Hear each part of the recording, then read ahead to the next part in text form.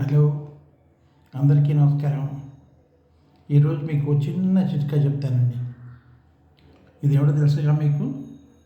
బాత్రూంలో సోప్ పెట్టుకునే చిన్న స్టాండ్.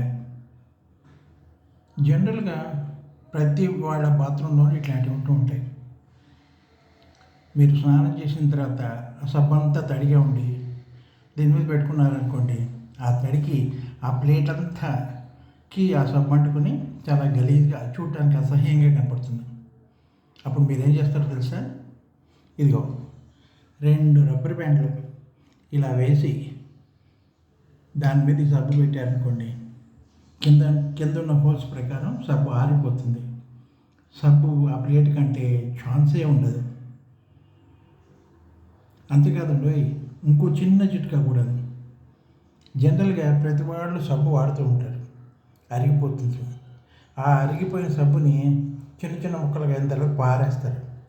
మీరు అలా పారేయకుండా ఇది చూడండి, ఇలా కొత్త సబ్బుకి అంటించారనుకోండి, పాత సబ్బు యూటిలైజ్ అవుతుంది. దీనికి మీరు ఏ పేరైనా పెట్టుకోవచ్చు. డబ్బులు ఎవరికి ఊరికే రావు కదండి. ఒక్కొక్క సబ్బు 40 రూపాయలు. డబ్బులు ఊరికే రావు కదా ఎవరికైనా. దీనికి ఏ పేరు పెట్టుకున్నా మీరు పర్లేదు. నేను మటుకు ఈ సబ్బుకి రెక్స్పీ అని పెట్టాను. అర్థమైందండి? రెక్స్ అంటే రెక్సోనా, పి అంటే పియర్, రెండు కలిపి రెక్స్పీ అని పేరు పెట్టుకున్నాను. ఈ వీడియో కనుక నచ్చితే లైక్ చేయండి, షేర్ చేయండి, సబ్స్క్రైబ్ చేయండి.